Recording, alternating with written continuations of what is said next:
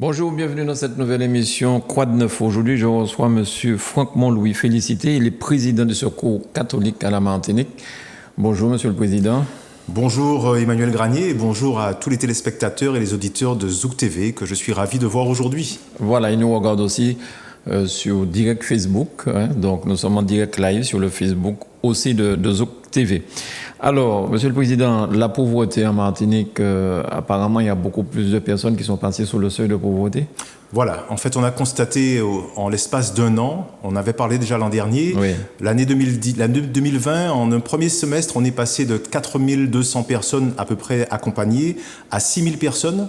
Et le bilan de l'année complète nous ramène à 9200 personnes qui ont été accompagnées par le Secours catholique, sachant qu'il y a d'autres structures aussi qui accompagnent les personnes en difficulté. C'est dire que la situation de la pauvreté en Martinique est particulièrement inquiétante. Alors, être pauvre en Martinique, pour que les gens comprennent bien, c'est-à-dire, est-ce qu'un seuil... Voilà, le seuil légal en France hexagonale, c'est 1062 €. D'accord. Donc par mois. Et en dessous de ce seuil, on est considéré comme en difficulté. C'est le seuil de pauvreté, compte tenu du fait qu'on doit s'habiller, se vêtir, se loger, manger, se déplacer. Donc ça, c'est le principe. Et on s'est rendu compte en Martinique qu'il y a 29% de la population qui vit en dessous de ce seuil de pauvreté. C'est donc qu'il y a une situation vraiment préoccupante. Mais ça ne veut pas dire que ces gens-là ne travaillent pas. Il y a des gens qui travaillent, qui ont un salaire, mais qui sont quand même en dessous. Absolument. Et c'est une chose assez nouvelle, puisque environ 10% des personnes que nous avons reçues sont des personnes qui travaillent, mais qui n'ont pas la possibilité de joindre les deux bouts, compte tenu du fait que leurs revenus sont insuffisants, et puis surtout compte tenu du fait que depuis la crise du Covid, tous les petits boulots que l'on réalisait à côté, eh bien, n'ont pu être faits, puisqu'ils ne sont plus demandés, et donc ces personnes se retrouvent avec juste les salaires dont ils disposent et qui ne sont pas suffisants. Alors, je vois sur l'image que Manuela Montlouis nous diffuse, la pauvreté frappe d'abord les jeunes actifs et leurs enfants. Les familles monoparentales représentent 29% au Secours catholique contre 9% de la population générale. C'est énorme tout ça. C'est énorme et il faut dire qu'on a eu à l'échelle nationale 7 millions de personnes qui sont sous le seuil de pauvreté. Donc c'est plus de 10% de la population française. Oui. Donc c'est absolument énorme sur un pays développé. Oui, bien sûr. Voilà. Alors ces gens qui travaillent, qui sont dans ce seuil de pauvreté, sous le seuil de pauvreté, pardon, des fois, ne peuvent pas se loger et dorment dans leur voiture. J'ai vu des reportages sur ça. Oui, c'est catastrophique. Ça arrive. Sachant qu'en Martinique, on a envie de dire, c'est moins dramatique. Là, on approche de la période hivernale où les gens ont vraiment des difficultés. En Martinique, on a au moins ce privilège d'une température clémente. Mais ce ne sont pas des conditions raisonnables pour des personnes. Ce sont des personnes comme vous et moi et qui se retrouvent quelquefois dans ces situations difficiles suite à une situation de chômage ou un contre-coup de la vie. C'est ça. Alors, surtout avec ce qui se passe en Martinique ces temps-ci, le problème avec les soignants, le pass sanitaire, est-ce que ça a augmenté encore toutes les difficultés? Oui, alors ce qu'il faut savoir, c'est que nos bénévoles sont pour la plupart des personnes qui sont en retraite, pas que, donc des personnes qui ont plus de 65 ans, ce qui a posé un certain problème pour pouvoir continuer à accompagner les personnes. Et je tiens à préciser que l'accompagnement du Secours catholique n'est pas principalement un accompagnement alimentaire.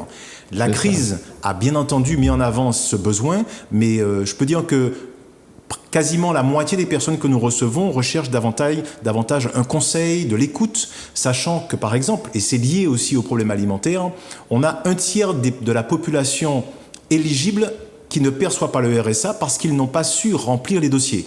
Et donc, nous disposons au sein du Secours catholique d'une ligne, entre guillemets, privilège avec les services sociaux, donc la CAF notamment, pour remplir avec les personnes, pour les accompagner, pour pouvoir finaliser ces dossiers quand ce sont des personnes qui ne disposent pas d'Internet ou qui n'ont pas réussi. Donc on a vraiment cette situation où des personnes ne peuvent pas se loger décemment alors qu'elles devraient pouvoir le faire. Il en est de même d'ailleurs pour tout ce qui est la location logement, où environ 25% des personnes qui sont éligibles à la location logement ne perçoivent pas la location logement parce qu'elles n'ont pas réussi à remplir correctement les dossiers.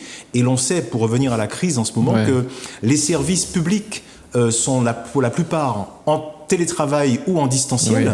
Les bureaux ne sont pas ouverts, quels que soient les centres, ce qui fait que les personnes n'ont pas accès directement au contact humain et c'est vraiment ce qui manque aux personnes. Parce qu'il faut téléphoner, ça ne répond pas, il faut passer par Internet, il faut avoir Internet déjà et puis maîtriser l'outil informatique, ce qui n'est pas toujours le cas. Donc on ne peut pas mettre en cause les personnels de ces structures, parce que ce sont des situations qui sont liées au Covid, mais ça n'arrange pas les personnes en difficulté.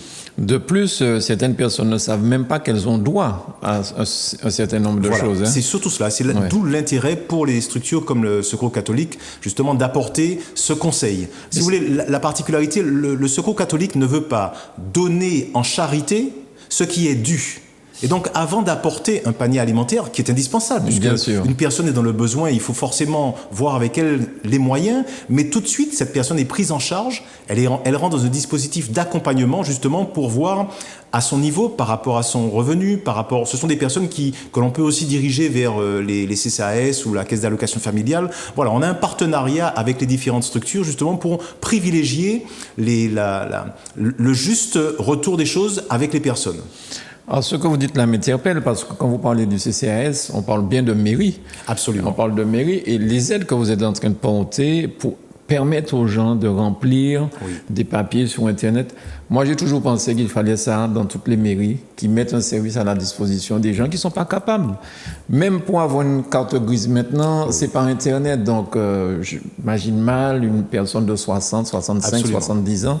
Alors ça existe, les structures, les communautés d'agglomération s'en occupent relativement, l'espace sud notamment avec un bus qui sillonne les quartiers justement pour permettre aux personnes d'avoir cette connexion dans le centre aussi. Donc voilà, ce sont des choses qu'on met en place, mais encore une fois, les collectivités font avec les moyens dont elles disposent. C'est ça, et on sait très bien que si des associations apportent un soutien alimentaire ou moral ou psychologique aux personnes, c'est bien parce qu'il y a quelque part une carence des collectivités, mais qui repose justement sur, entre guillemets, la manne publique, donc les impôts. Oui. Et là, on est dans un cercle vicieux. Oui. Donc, les associations sont incontournables aujourd'hui. Et en plus, les Martiniquaises sont fiers. Il y a des gens qui souffrent et qui ne veulent pas en parler. Voilà. Donc, il faut pouvoir déjà réussir à entrer chez eux, discuter avec eux, parce qu'ils ne vont pas se plaindre. Pour certains. Oui, c'est vrai. Et d'ailleurs, ce que nous constatons, c'est que cette fierté fait que les personnes, quand elles viennent au Secours catholique ou dans les autres associations du même ordre, c'est vraiment quand elles n'en peuvent plus. C'est-à-dire qu'elles ont déjà tout épuisé, elles ne payent plus le loyer, elles ont des impayés en eau, électricité, etc. Et elles arrivent vraiment au bout du bout, et c'est à ce moment-là qu'elles se décident vraiment à aller voir, comme dit, les 4500 personnes que nous avons reçues cette année de plus que d'habitude sont des personnes qui n'avaient jamais fait appel aux associations et qui se retrouvent être obligées de le faire pour nourrir leurs enfants. On a des personnes seules aussi, on a des personnes avec enfants, mais on a une moitié des personnes accompagnées sont des personnes seules. D'accord. Ça fait combien de bénévoles au Secours catholique de Martinique? Voilà, nous sommes un peu moins de 400 bénévoles, avec 5 salariés seulement au Secours catholique. Moi, je suis bénévole. Hein. Oui. On n'a que 5 salariés pour couvrir tout cela, avec 400 bénévoles, avec 19 lieux d'accueil. Et effectivement, nous essayons de couvrir tout le territoire, même si nous ne sommes pas implantés dans toutes les communes. N'importe quel accueil reçoit une personne en difficulté. Cette personne entre dans un dispositif d'accompagnement. Et notamment pour ce qui est de l'alimentaire, bien sûr, un premier panier peut être donné en cas d'urgence, mais tout de suite, nous avons mis en place ce qu'on appelle une aide alimentaire contractualisée. Donc c'est un processus sur 6 mois où les personnes sont accompagnées avec de la gestion du budget, avec des rencontres avec Odyssey, avec EDF, avec la SME, pour pouvoir voir où il y a des difficultés dans le ménage, pour permettre aussi aux personnes d'avoir une meilleure confiance en elles, avec justement un apport psychologique, justement pour revalorisation de la personne. Enfin, tout ça est mis en place pour que les personnes retrouvent leur dignité et puis qu'elles soient debout pour repartir, justement pour trouver du travail. L'alimentaire est un point d'entrée, mais la personne est accompagnée. Elle est dans un dispositif d'accompagnement systématiquement, avec un suivi qui permet justement de constater et de valoriser les personnes. D'accord. Alors, vous avez des points de collecte, je suppose, parce que si quelqu'un veut faire un don, ça peut être des vêtements, ça peut être des aliments aussi. Alors, comment ça se passe ? Voilà comment ça se passe. Aujourd'hui, le Secours catholique en matière d'alimentaire, on travaille essentiellement avec la Banque alimentaire, qui est une structure officielle, et puis on achète le complément pour tout ce qui est produits frais, et on permet aux personnes donc de se nourrir au tiers du prix, quand elles sont dans ce dispositif, bien sûr, d'accompagnement, donc elles savent qu'elles peuvent bénéficier de ces tarifs et en même temps, elles bénéficient des autres ateliers. Donc ça se passe comme ça. Après, et c'est notre venue aujourd'hui, chaque année, il y a la collecte nationale, mais qui est en numéraire, D'accord. et qui permet aux Martiniquais, même si la situation est difficile, il faut penser à ceux qui ne mangent pas à leur faim aujourd'hui, et donc qui permet aux Martiniquais de donner en numéraire, donc en argent, et cet argent, donc, c'est collecté dans des enveloppes qui sont distribuées un peu partout sur la Martinique, et qui permet aussi à ceux qui, comme moi, et peut-être comme vous aussi, sont imposables, d'avoir une déduction de 75% du montant des impôts. Donc quelqu'un qui paye 100 euros d'impôts par an, Oui. si elle donne 100 euros au Secours catholique, ça ne lui coûtera que 25 euros. 25 euros. Et elle déduit les 75 euros de ses impôts. Donc c'est une invitation forte aux Martiniquais. Nous savons que la situation est difficile pour un bon nombre, mais nous savons aussi qu'il y a certaines personnes, et j'en fais partie, moi je sais que je mangerai ce soir, et je sais que je mangerai demain. Et c'est un avantage, c'est un privilège extraordinaire qui m'oblige aussi à penser à celui qui se pose la question de savoir Oui. quand est-ce que je mangerai la prochaine fois. Et ça me fait penser quand même à un adage qu'on a chez nous, nous appellerait boudin plein. Absolument, C'est-à-dire pour que, certains. Pour certains. Oui. Et ce que vous dites là, Monsieur le Président, ça paraît facile. Je sais que je mangerai ce soir. Je sais que je mangerai demain. Et c'est vrai que tellement de personnes ne peuvent pas se Vous savez, nourrir nous, aujourd'hui. On a reçu des... J'ai en mémoire cet homme qui arrive devant, pendant la pandémie, qui arrive devant l'épicerie sociale à Fort-de-France, mais on sent, mais vraiment, qui hésite, qui est debout là, enfin, voilà, quand vous voyez ça, vous Ouais. dites, mais non, beaucoup moins vini, oui, comme on est balayé, essayez de mettre les personnes à l'aise, parce que oui, c'est quelque ouais. chose de compliqué. Oui. On a l'impression on qualifie souvent les personnes de il faut profiter. C'est pas vrai. C'est pas vrai. Vous savez, il faut du cran pour en arriver à. Les gens ne mangent pas. Les gens ne D'accord. mangent pas et puis quand ils n'en peuvent plus, ils arrivent parce que vraiment c'est pas possible. Et en fonction de la constitution des familles, les paniers sont organisés. Donc s'il y a des enfants, si c'est une famille avec des bébés, donc à ce moment-là ce sont des serviettes, des couches pour les enfants, des choses comme ça. En fait, tout est pris en compte pour accompagner la personne, mais j'insiste sur le fait que il faut redonner aux personnes leur dignité et l'alimentaire est fondamental, mais il ne faut pas s'arrêter à l'alimentaire. D'accord. Il faut vraiment que la personne soit accompagnée et ce n'est que quand la personne découvre, et c'est ça l'objectif de nos ateliers, les personnes les plus, entre guillemets, les moins diplômées ont des compétences, ont des capacités et qu'elles ignorent parce qu'on leur a toujours fait comprendre que si vous passez à parler français ou passez à compter, ou c'est un imbécile. Et quand ces personnes découvrent, au travers des ateliers, qu'elles ont des compétences et qu'elles peuvent apprendre aux autres, parce qu'elles sont dans des groupes, Oui. elles apprennent autant à d'autres personnes accompagnées qu'aux bénévoles. Elles se disent, mais moi qu'on est en bagaille, moi ça fait en bagaille. Et une fois que la personne a retrouvé cela, mais elle part dans une autre dynamique. Elle a une autre confiance en elle, elle sait qu'elle vaut quelque chose parce que chaque personne vaut quelque chose Oui. et vaut autant qu'une autre. Tout à fait. Alors c'est vrai que bon, l'instruction c'est important, compter et lire c'est important, mais ça ne se résume pas à ça. Tout à fait. Alors, est-ce que cette action est menée aussi en Guadeloupe et en Guyane? Parce que nous sommes aussi regardés en Guadeloupe et en Guyane. Hein. Alors c'est Donc, sur tout le territoire national. D'accord. Chaque année, le 3e week-end du mois de novembre, il y a la collecte nationale qui démarre et donc des enveloppes sont mises dans les boîtes aux lettres. Tous les donateurs ont reçu normalement une enveloppe à leur adresse. Et il faut savoir que même si dans l'enveloppe qui est prévue pour renvoyer le don est mentionné France hexagonale, etc., c'est un centre de tri D'accord. qui récolte, mais qui renvoie au territoire concerné les dons qui sont C'est ça, issus de ces c'est territoires. Donc tout ce qui sera donné en Martinique sera utilisé pour servir les Martiniquais qui sont en difficulté. Voilà, vous qui nous regardez de la Guadeloupe, de la Guyane, si vous voulez donner, donnez directement en Guadeloupe ou en Guyane, Absolument. afin que ça puisse servir À aux votre gens territoire. de ce territoire-là. Absolument. Est-ce que on peut aussi savoir comment avoir les enveloppes? Oui, les enveloppes elles sont distribuées partout. D'accord. Ce sont des bénévoles comme moi, j'en ai un petit paquet, je vais On vous en va laisser une ou garder deux. à Zouk Et puis, Télévision, oui. partout où je me promène, je me poste à la sortie et puis je remets des enveloppes et à la bonne grâce des personnes. Et c'est un petit peu ça, il faut avoir aussi le culot et puis dans les boîtes aux lettres de déposer, donc c'est un petit peu cela. Quelle et est la tous ceux qui ont réaction donné- des gens à qui vous proposez une enveloppe pour un don? C'est très variable. C'est très Ouais. variable parce que le cœur de l'homme est ainsi. Donc certains comprennent parce qu'ils en ont bénéficié ou ils savent à quel point les personnes sont en difficulté. Et puis on a quelques personnes qui sont réfractaires. Alors j'entends des personnes qui m'ont dit une fois, ah mais pas catholique. Mais on ne regarde pas. Le Secours catholique est une association, loi 1901, reconnue Ouais. d'utilité publique et qui donne et qui ne fait pas de prosélytisme. Et d'ailleurs, à l'international, le Secours catholique s'appelle Caritas France. D'accord. C'est pour ça que c'est Ouais, écrit ouais, en dessous, Caritas France. ouais. Et en fait, quand vous regardez par définition Mère Teresa de Calcutta, il n'y a pas de prosélytisme. On donne à la personne parce que la personne est également aimé et doit être valorisé. Il n'y a pas de prosélytisme, on donne à tout le monde et la question ne se pose même pas. Cette personne peut être catholique, évangéliste, témoin de Jéhovah, si elle a faim qu'elle n'a pas à manger, il fait. Hein? Ah mais de toute façon, c'est une personne. Voilà, donc une personne, on ne se pose pas la question. Voilà. C'est une personne, on ne fait pas de distinction. J'ai envie de dire, la personne arrive avec une difficulté, elle est prise en charge, et encore une fois, elle est prise en considération.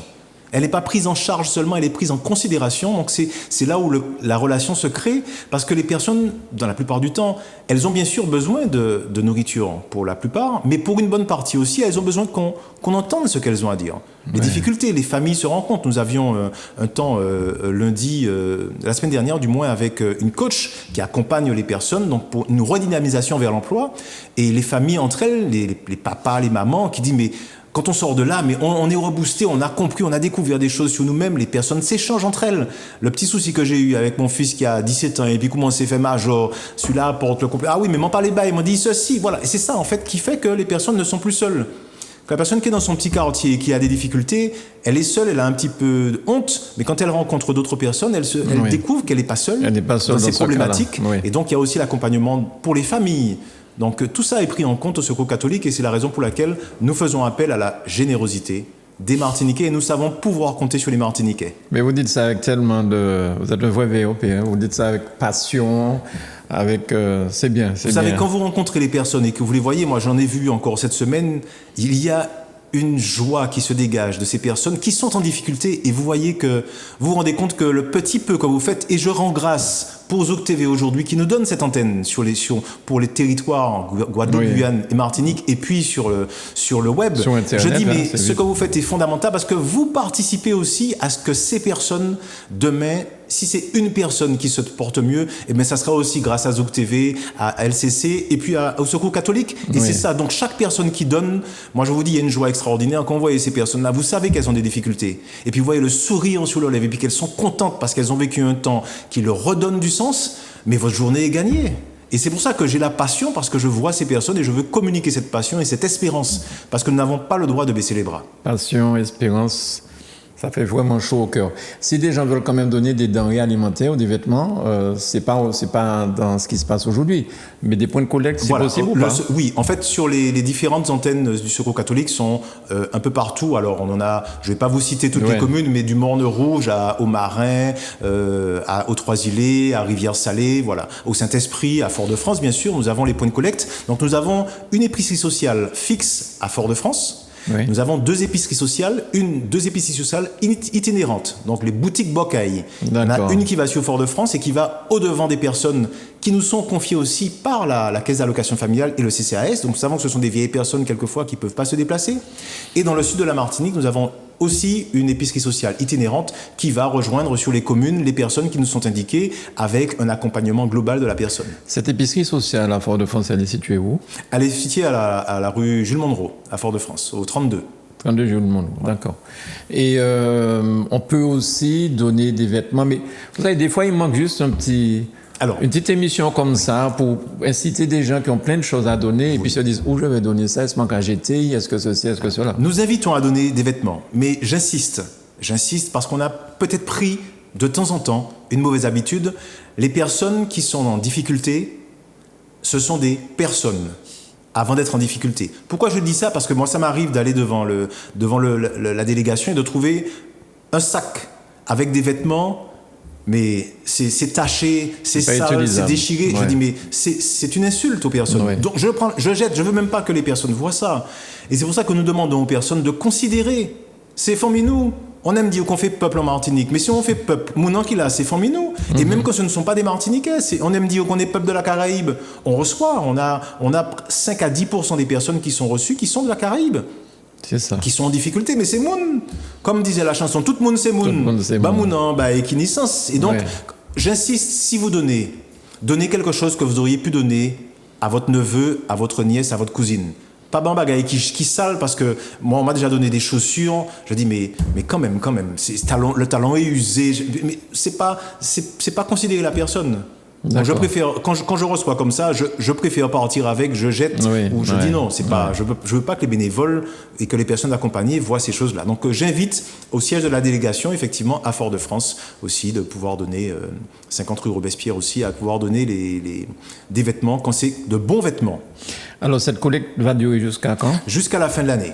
Jusqu'à la fin de l'année, les enveloppes pourront être remplies, les personnes en fonction de leur budget, elles peuvent donner, sachant encore une fois que il y a un don qui est déductible pour ceux qui payent des impôts. Donc, nous avons la chance de payer des impôts. Eh bien, au moins, en faisant un don, nous savons où passera nos impôts. Très bien. Monsieur le Président, Monsieur Franck Montlouis, félicité. Merci beaucoup. Vous êtes président donc du Secours catholique Martinique. Voilà. Et vous menez cette action donc jusqu'à la fin de l'année. Voilà. Et je salue encore une fois les téléspectateurs de Zouk TV et je remercie encore Zouk TV pour cette audience. Merci beaucoup, Monsieur le Président. Ce fut un plaisir. À bientôt sur Zouk Télévision. Merci à Manuela pour la réalisation. Pardon.